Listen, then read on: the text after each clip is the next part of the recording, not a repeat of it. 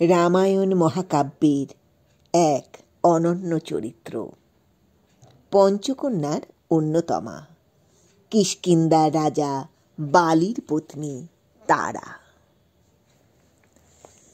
কিষ্কিন্ধার মহারানী এবং বানর রাজ বালির স্ত্রী হলেন তারা। তাকে পঞ্চকন্যার একজন বলে মনে করা হয়।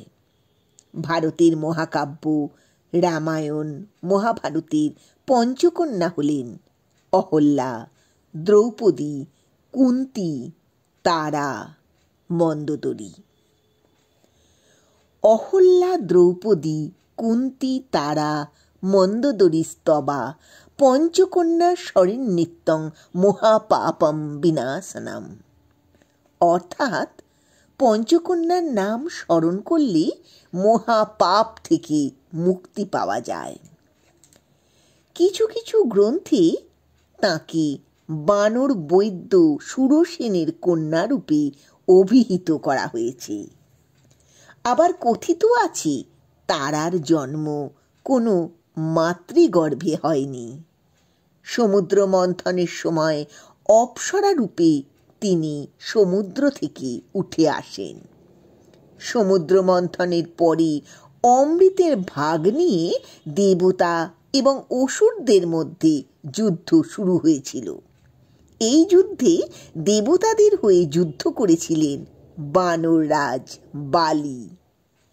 বালির বীরত্বে তুষ্ট হয়ে দেবতারা তারাকে বালির হাতে সমর্পণ করেছিলেন এবং তারা বালির সাথে বিবাহ সূত্রে আবদ্ধ হয়েছিলেন। তারা ছিলেন অপূর্ব সুন্দরী এবং সেই সাথে অত্যন্ত জ্ঞানী, বিচক্ষণ ও বুদ্ধিমতী। বিভিন্ন সময়ে তারা তাঁর স্বামী কিষ্কিন্ধার রাজা বালিকে গুরুত্বপূর্ণ পরামর্শ দিয়েছেন। বালি তাঁর স্ত্রী তারাকে যেমন ভালোবাসতেন তেমনি শ্রদ্ধা করতেন। তারার পরামর্শে বানর রাজ্য খুবই শক্তিশালী ও সমৃদ্ধ হয়েছিল।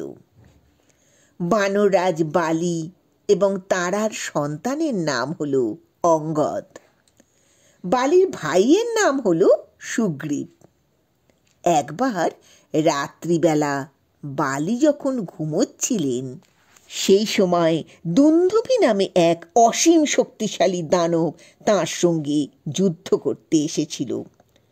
পত্নী তারা বালিকে যুদ্ধে যেতে বারণ করেছিল, কিন্তু বালি স্ত্রীর কথা না শুনে দুন্দুভির সাথে যুদ্ধ করতে গেল। যুদ্ধে বালি দুন্দুভিকে পরাজিত করে দেহটি মাথার ওপর তুলে ছুঁড়ে ফেলে দিল। দুন্দুভির দেহ গিয়ে পড়ল ঋষ্যমুখ পর্বতে।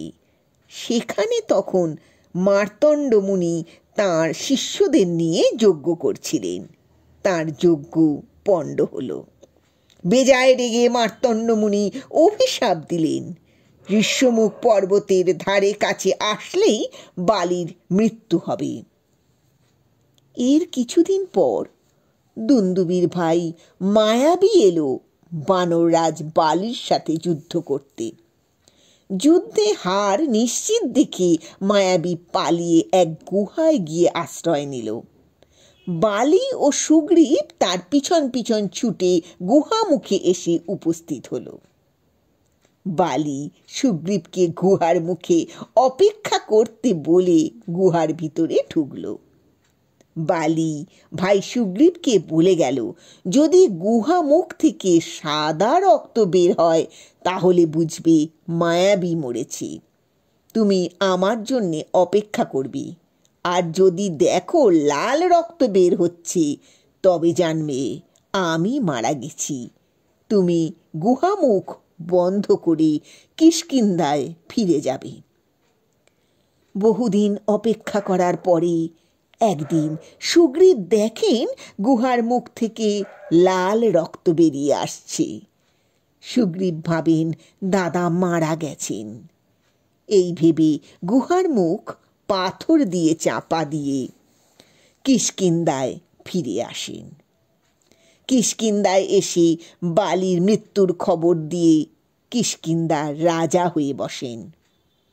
নিজের রুমা নামে এক পত্নী থাকলেও দাদার পত্নী তারাকেও বিয়ে করেন। এদিকে বালি মায়াবীকে হত্যা করে কিষ্কিন্ধায় ফিরে আসেন। মায়াবী মন্ত্র বলে নিজের রক্তকে লাল করে দিয়েছিল।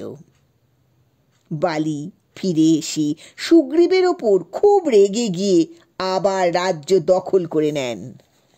তারা আবার বালির পত্নীর আসন গ্রহণ করেন। বালি সুগ্রীবকে রাজ্য থেকে বহিষ্কার করেন। এদিকে শ্রীরামচন্দ্র তখন সীতা উদ্ধারের জন্য বনে বনে ঘুরে বেড়াচ্ছিলেন। সেখানে সুগ্রীবের সাথে শ্রীরামচন্দ্রের সাক্ষাৎ হয়।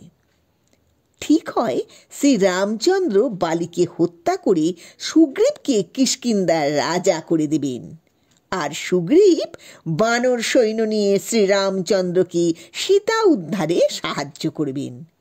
সেই মতো সুগ্রীব দাদা বালিকে দ্বন্দ্বযুদ্ধে আহ্বান করেন।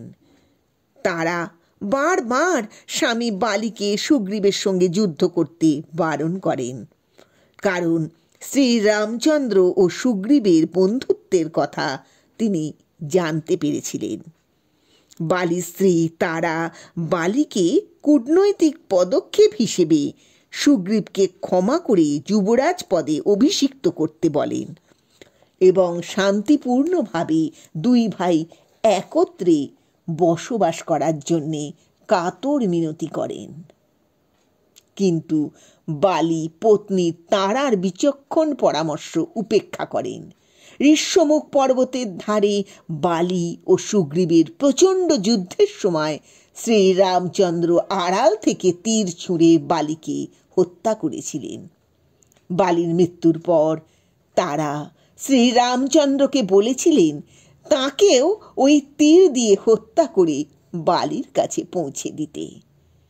শ্রীরামচন্দ্র তারাকে সান্ত্বনা দিয়ে বলেছিলেন এই পূর্ব নির্ধারিত ভবিতব্যকে মেনে নেওয়া উচিত। শ্রীরামচন্দ্র তারাকে নিশ্চয়তা দেন তার ও ছেলে অঙ্গদের অধিকার সমূহ সুরক্ষিত থাকবে।